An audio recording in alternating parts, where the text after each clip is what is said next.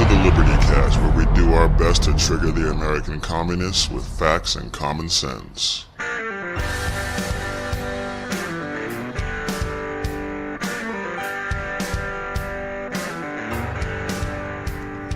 Hey, what's up, y'all? Welcome to the Liberty Cast. I'm your host, Big E, and a lot of the news this week has been dominated by Jussie Smollett and his ridiculous hoax.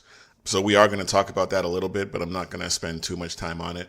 I do want to correlate that, though, to the Berkeley attack and some of the other things that have been going on that front. We'll talk about Bernie Sanders entering the race. Alexandria Ocasio-Cortez is always good for a laugh, so we'll talk about some of her ridiculousness. And we'll get into a few other things if time allows. But that's a bit of the rundown. So let's go ahead and get started, shall we? All right, like I said, this week has been largely dominated by Jussie Smollett.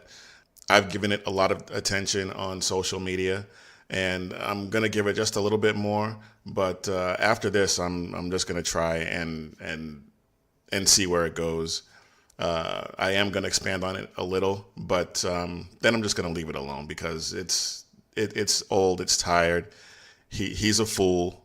We all know it. But after this, I'm going to try and leave it alone as much as I possibly can. Did you all see the press conference from the Chicago Police Department? I watched it, and it was fascinating to see how it affected the members of the police department. And they were visibly pissed off. And not just because he filed a false police report and stuff like that, but because it took resources away from actual crimes that they could have spent that time investigating. But listen to what Superintendent Eddie Johnson had to say at the beginning of that presser. Good morning, everyone.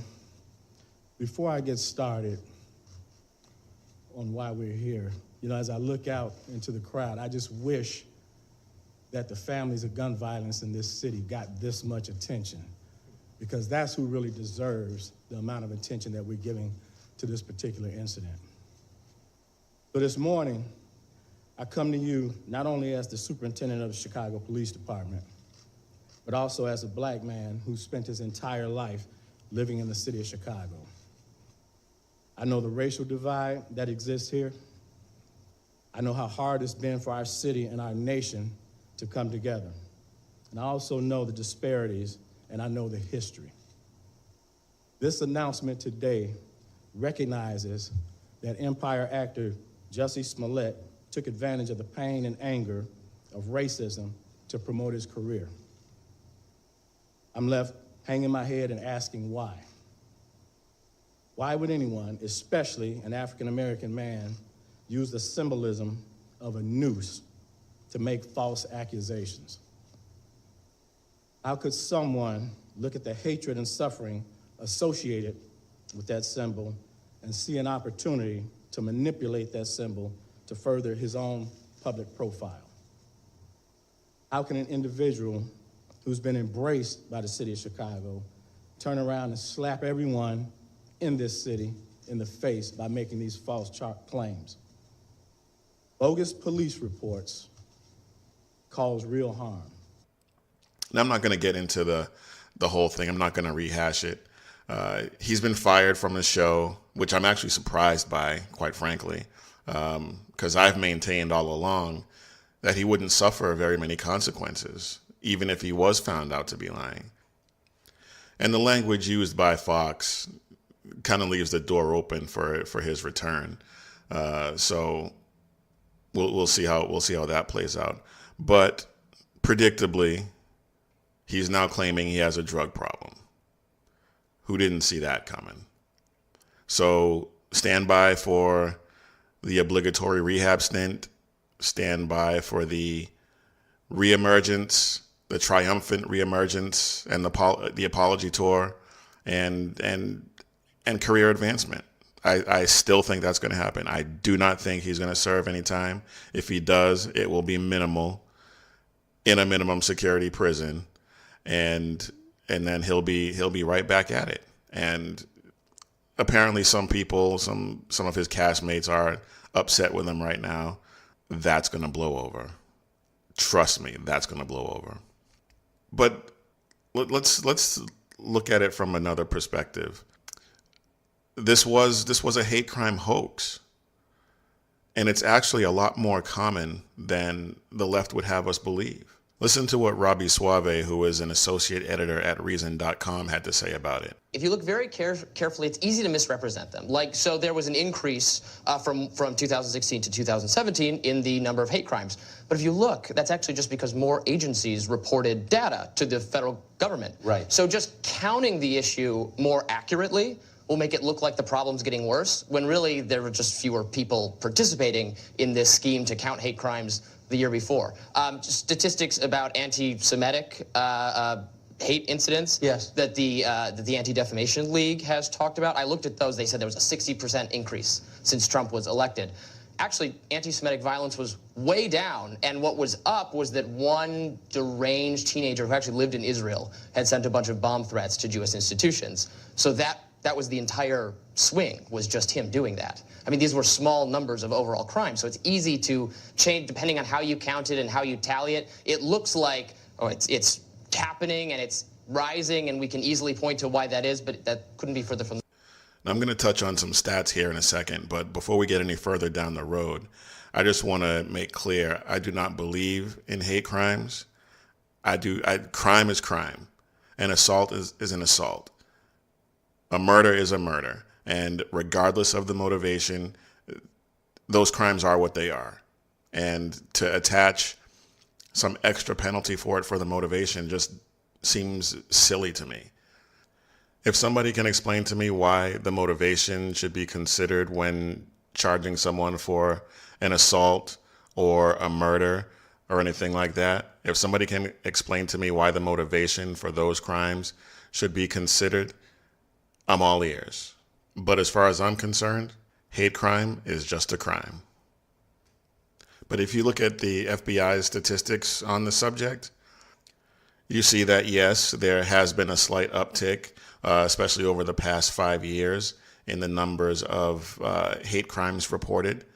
But what they don't tell you is that the number of agencies that are participating in these surveys has increased, and the population covered has increased. So there's going to be naturally an increase in the numbers, in the raw numbers, but that is not an indication that hate crime, quote unquote, is on the rise. Now, Smollett tried to pin this on Trump supporters, but how often do you really hear about conservatives committing these types of crimes? Never, maybe. I'm sure it happens. I'm sure there are some crazies out there, and it does happen. I'm not saying that. But when you look at Antifa, when you look at, in fact, this soy boy at Berkeley who sucker punched conservative activists on that campus, conservatives are not considered a protected class, so it wouldn't be a hate crime. But come on. If you actually buy into the false premise of a hate crime, I don't see why that wouldn't qualify. And even though I do not buy into the false premise of hate crimes, as I've already said, I will stipulate for purposes of this discussion that hate crimes exist. And if they exist, then what happened to Hayden Williams on the campus at UC Berkeley is a hate crime. And like I alluded to before, look what happens at Antifa rallies. As far back as the 70s, leftists have been committing these types of crimes. Bill Ayers and the Weather Underground, one of Obama's good friends, by the way. So despite what the left-wing media would have us believe, the violence is almost always perpetrated by the left, and it's against conservatives. Hate crime, domestic terrorism, tomato, you get the idea, right?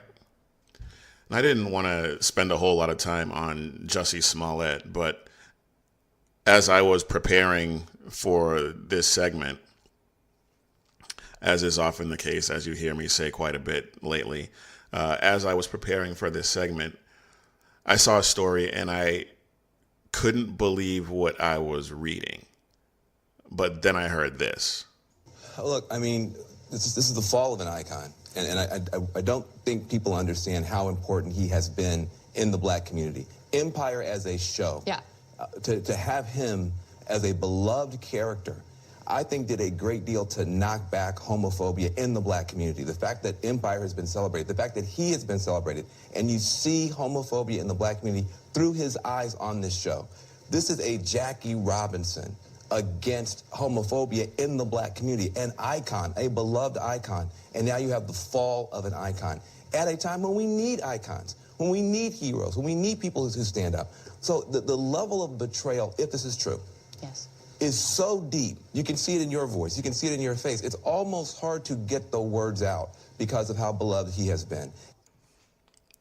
I don't even know where to begin. I mean, that was infuriating.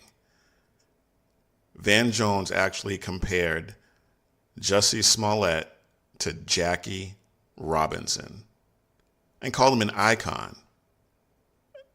When Van Jones hit the scene, he was supposed to be some great intellectual, but he comes out of his face with this madness? Icon? Really? I'm pretty sure at this point that the word icon does not mean what Van Jones thinks it means, because if it did, he would not have used it in reference to Jussie Smollett. Please. And he's not the only one. There's a bunch of celebrities out there that are standing by Jussie Smollett and coming up with equally ridiculous nonsense. Wow. Just wow. Okay, moving on. I had enough of that. So are you feeling the burn? Bernie Sanders, he's announced his candidacy for president. Now, part of me kind of respects Sanders. He's been proudly proclaiming his socialist ideology for his entire public career. But before we tackle this, let's talk about the essay he wrote back in 1972. Now, he and his supporters have dismissed it as satire, and I admit it will probably not get any traction. It didn't in the last election cycle, but it is disturbing, and I think it's worth mentioning. Granted, it happened 46 years ago. Is there a statute of limitations on stupidity? Probably. And the left is willing to overlook this and forgive this guy and dismiss it as satire or whatever. But fantasizing about rape 40 years ago, he was 31 years old. But a 17-year-old Brett Kavanaugh drank beer and all of a sudden it was the end of the world. Not only the end of the world, but he was unqualified to be a dog catcher, much less a Supreme Court justice. So yeah, it's old. Could he have evolved since then? Sure, of course. But he's avoided answering questions about it. And fantasizing about rape is a far cry from drinking beer in high school. The accusations of gang rape notwithstanding, but those were unfounded, unproven, so whatever. But for me, this essay and the deviant thoughts that it represents, they're on a par with Ralph Northam's blackface. Some people probably will think that that is too big a stretch. I don't care. I think it should disqualify him from running for president. It won't, obviously. But if he were a conservative, it undoubtedly would disqualify him. If he were a conservative and that essay was in his past, we would not even know his name. Or if he did try to make it in public office, once that essay came out, if he was a conservative, done. End of story. His career would be over. But there's a different set of standards for conservatives and socialists, and it's old, so it's not gonna have any effect. But here is what should disqualify Bernie Sanders now. He's a socialist, and he's no longer the only one. There are a number of either openly declared socialists or people who basically agree with everything Bernie Sanders says, which effectively makes them socialists as well. Several members of Congress are now members of the DSA, actively advocating for government control of everything. And one of the biggest planks in the leftist platform is the Green New Deal. And make no mistake, that is not about cleaning up the environment. It's about control. Now, I've talked about the Democrat Socialists of America in the past. I've gone over their platform, their manifesto. They're against private ownership and private profit. Bernie Sanders, like I said, has been a socialist his entire career. But the Democrat Socialists of America make him look like a centrist. That's how far radically left they are. And so if Bernie is disqualified, all the rest of them are disqualified too, as far as I'm concerned. But let's just stick with Bernie. You probably heard this before, but it's true. Bernie Sanders is a victim of his own success. He's been able to pull the country so far left, but it spun wildly out of his control. And he knows that, despite the fact that an appreciation for socialism has taken root among young people, millennials in particular. The country's not yet willing to succumb to the socialist mindset just yet. America will never be a socialist country. But if patriots like you and me aren't careful, it's gonna happen. But as of right now, the country's just not ready. And I don't say that as though it's something to aspire to, obviously not. But what I am saying is that there are still freedom-loving American patriots like you and me that are fighting to make sure that we are never ready to be a socialist country. Polling among young people and millennials in particular indicates that socialism right now has a 60% favorability rating. Kids these days aren't being educated, they're being indoctrinated. People who've actually lived a little bit and understand the difference between socialism and capitalism and understand the horror that socialism brings to a people, they're all set with socialism. But one of the biggest things that socialists have in common, and that includes Bernie, is that they're all hypocrites. Bernie owns 3 homes. Bernie made over $1 million last year. He spent over $300,000 in air travel just back in October. Not during a campaign, but the month of October. So how much can he really care about the environment? I mean, come on. And his lavish lifestyle of private jets and 3 homes, one of which is a beach house, all of that flies in the face of this tweet. And I'm quoting, "How many yachts do billionaires need? How many cars do they need? Give us a break. You can't have it all." Well, Bernie's trying really hard to have it all. And 3 houses and the ability to spend $300,000 in a month on private air travel, I would say that Bernie's not practicing what he's preaching. I mean, really, how many houses do millionaires need, Bernie? And have any of you heard of Bernie giving away all his money to the government or giving it to anyone? Yeah, me either. Yet he wants to use the force of government to take your money and my money away while he gets to keep his. That's socialism, folks. Now let's be clear. I do not begrudge Bernie his 3 houses. He can afford it. Go for what you know. If you can write a book and make $1 million, if you can, whatever you can do to make that kind of money, you go for it. I do not begrudge him at all. But what I do find abhorrent is the fact that the policies for which Bernie and the rest of the cohorts in the DSA advocate make it impossible for anyone else to achieve that. Under the Sanders/DSA doctrine, the proletariat, to use the socialist jargon, would all be miserable. The only people who would see any benefits from their policies would be the oligarchs. And Bernie Sanders has been talking about the American oligarchy since the 90s, and maybe even longer than that. That's as far back as I found. any references to it. But under his plan, based on his wealth and position, he'd be part of that oligarchy. Hypocrites. The whole lot of them.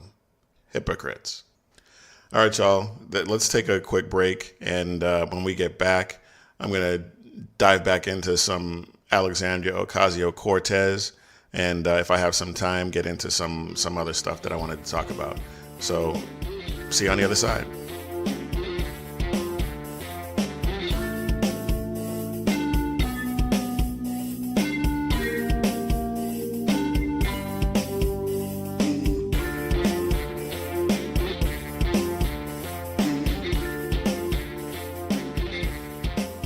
Alexandria Ocasio-Cortez has royally screwed New York.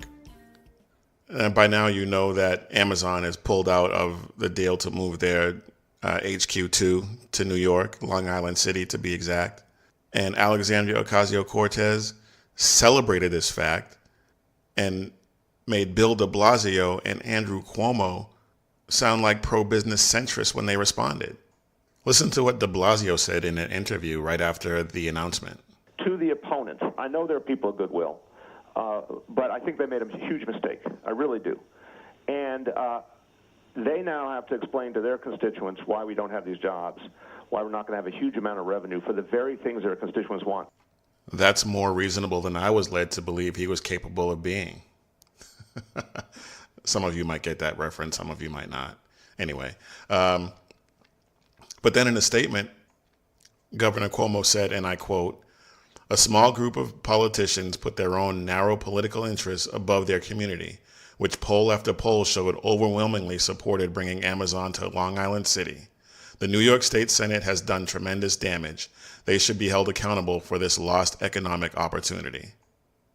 So there you have an avowed socialist and another far leftist sounding pretty conservative in comparison.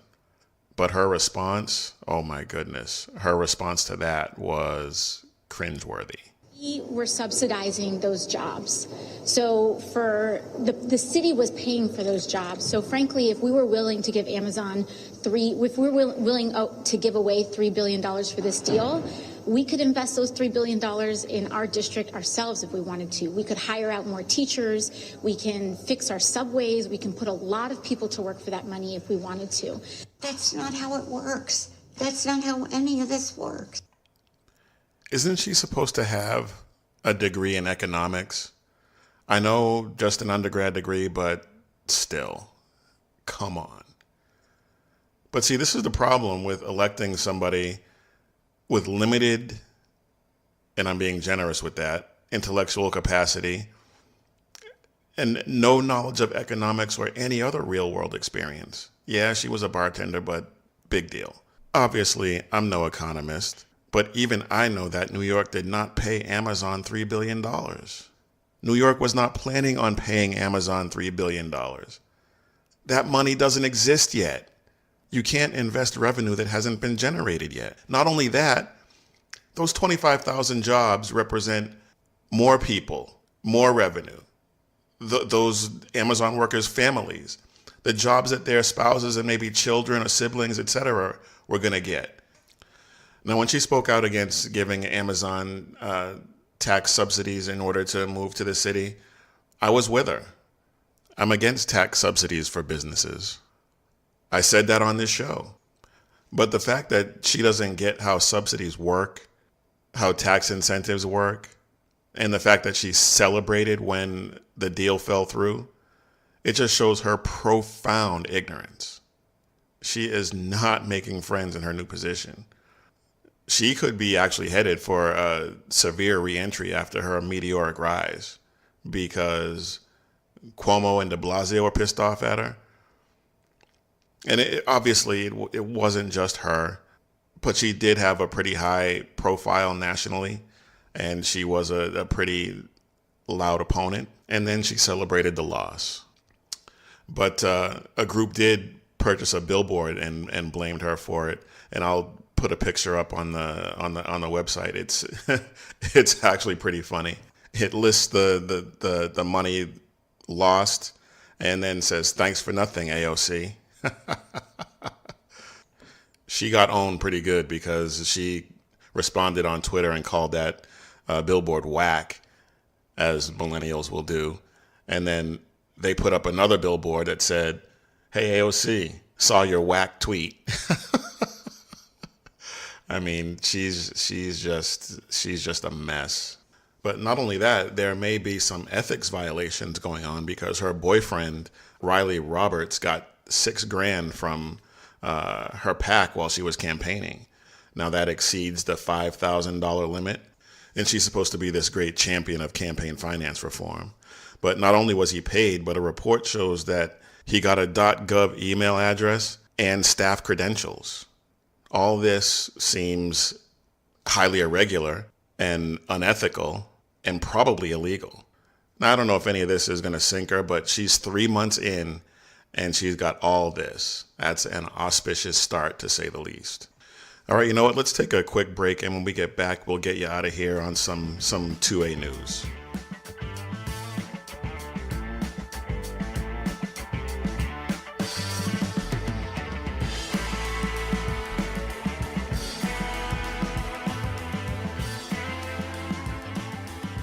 I'm sure you all realize this, but the left coast has gone completely insane. They are trampling all over your constitutional rights. There's a ton of examples, but I'm going to focus on the state of Oregon and Senate Bill 501. If this bill passes, it will require a person to secure a permit before purchasing or otherwise receiving a firearm. The permit is good for 90 days, and you can only purchase or receive one long gun and one handgun in any 30-day period. What? If it passes, it will require a person who owns or possesses firearms to secure them with a trigger lock, cable lock, or in a locked container. It will require a person who owns or possesses a firearm to report to law enforcement the loss or theft of said firearm within 24 hours. Suppose somebody breaks into your safe and you don't know about it for 72 hours. Then what? Okay. Anyway, this bill will also prohibit the possession of a magazine with a capacity to hold more than five rounds of ammunition.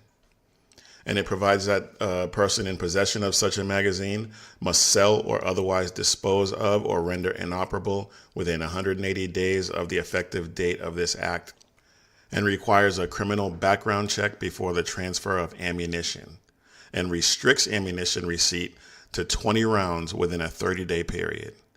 Are you kidding me? Now, there is an exception to that provision if you're at a target shooting range, but still, come on. If it passes, this bill will prohibit the transfer of a firearm until 14 days after a background check is conducted, or the state police have determined that the recipient is lawfully able to receive the firearm, whichever one comes later. This bill was introduced by Senator Rob Wagner, and this guy clearly has no regard for the Constitution or your right as a citizen to self-protection and preservation. I hear it's beautiful up in Oregon, but if this bill passes, I will lose any and all interest in ever visiting that state.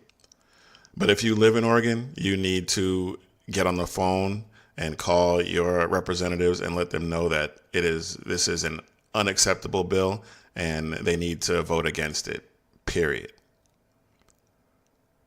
But that's the bad news. Let's get you out of here on a happier note, because we are running out of time. A couple of weeks ago, 29 out of 33 county sheriffs in New Mexico signed a statement against the adoption of some new gun control measures. I told you about that on this podcast. Lee County Sheriff Corey Helton said, "You're just taking guns out of law-abiding citizens' hands. This is not going to affect the criminals out there." Half of those 29 counties, well, 14 to be exact, have adopted Second Amendment sanctuary resolutions. They are not going to bend the knee to these gun control loons, and they are upholding their oaths of office. And for that, I am thankful, and you should be too. All right, folks, we are out of time. If you like what you heard, please subscribe to the podcast, leave a review. Let us know what you think. You can find us on iTunes, Spreaker, Spotify, SoundCloud, and now, as of this week, iHeartRadio. So feel free to go ahead, subscribe, leave a review, and hit me up on social media. I'm on Facebook, Instagram, and Twitter at The Liberty Cast on all 3 platforms. So I look forward to hearing from you. But until next time, as usual, keep your head on a swivel and stay safe, everybody.